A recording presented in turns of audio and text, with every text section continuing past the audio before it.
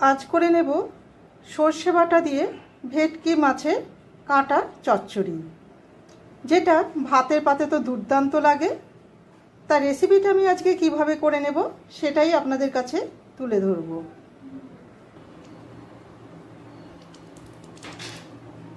প্রথমে সর্ষের তেল দিয়ে দিলাম, দিয়ে ভেটকি মাছের তেলটা দিয়ে দিলাম সর্ষের তেলের সাথে।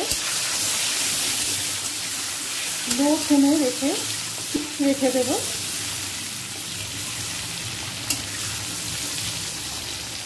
তিরিশ সেকেন্ড মতো রেখে দেওয়া হয়ে গেছে। এই সময় দিয়ে দিচ্ছি পেঁয়াজ আর রসুন কোঁচানো।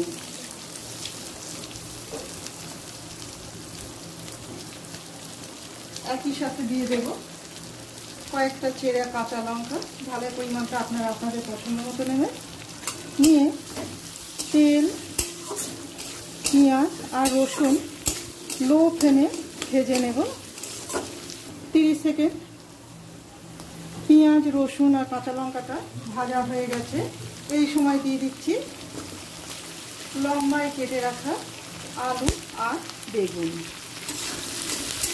মাছটা আমার খুবই অল্প আছে, তাই অল্প সবজি দিয়ে করে নেব ভেটকি মাছের কাঁটা চচ্চড়ি। ওপর থেকে দিয়ে দেব কালো জিরে, যেটা দু হাতে তালুতে একটু ঘষে দিলাম। আর দেব লবণ আর হলুদ।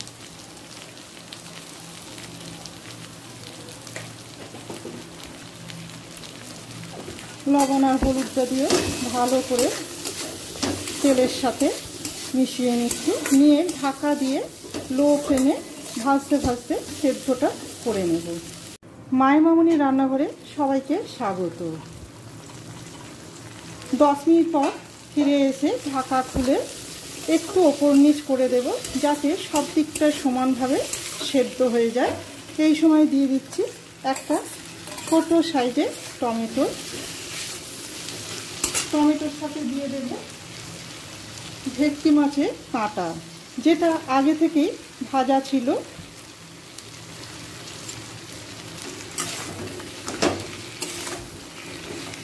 আমি পেঁয়াজ, আদা, রসুন দিয়েও ভেটকি মাছের কাঁটা চচ্চড়িটা আমি করে নিয়েছিলাম আগে, সেটা আমি ভিডিও করে রেখেছি। এটাও করব না ভেবেছিলাম, কিন্তু কি মনে হলো একটু করে আপনাদের সাথে শেয়ার করে নিই।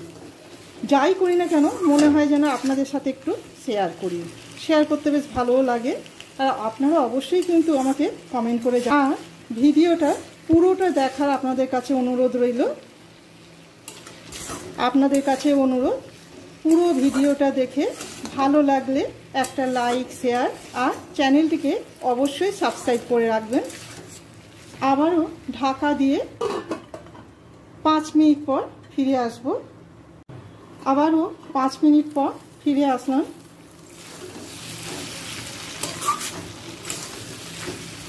এরপর আমি একটু সর্ষে বাটা দিয়ে দেব। ওপরে জলটুকুই দিয়ে দিচ্ছি। ব্যাস, আবারও চাপা দিয়ে লো ফ্লেমেতেই রান্নাটা করে নেব।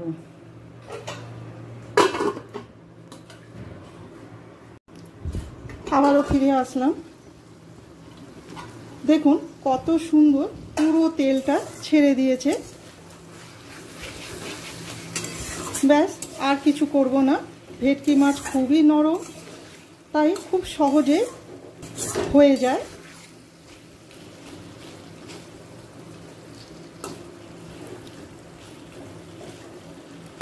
আমি পরে দুটো কাঁচা লঙ্কা দিয়েছিলাম, কেননা এইসব মাছে কি কাঁটা চচ্চড়িতে ঝালের পরিমাণটা একটু বেশ গাঢ় হলে খেতেও ভালো লাগে। গ্যাসের ফ্লেমটাকে বন্ধ করে দিলাম। পরিমাণ তেলটা বেরিয়েছে, এখানে আমি আর বাড়তি কোনো তেল দিলাম না। তবে চাইলে আপনারা বাড়তি তেলটা দিতে পারেন, কম বেশি। সর্ষে বাটা দিয়ে ভেটকি মাছের কাঁটা চচ্চড়ি রেসিপিটা আপনাদের কেমন লাগলো অবশ্যই কমেন্ট করে জানাবেন। ভালো লেগে থাকলে একটা লাইক, শেয়ার আর সাবস্ক্রাইব করে রাখার অনুরোধ রইল। আমার চ্যানেলটিকে যারা সাবস্ক্রাইব করেছেন তাদের অসংখ্য ধন্যবাদ। আবার নতুন কোনো রেসিপি নিয়ে আপনাদের কাছে ফিরে আসব।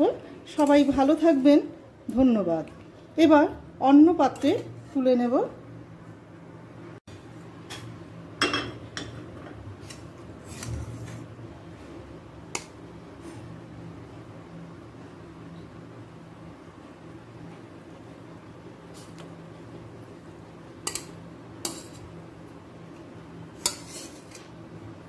ব্যাস রেডি কাঁটা চচ্চড়ি, যেটা ভাতের পাতে খেতে দুর্দান্ত লাগে।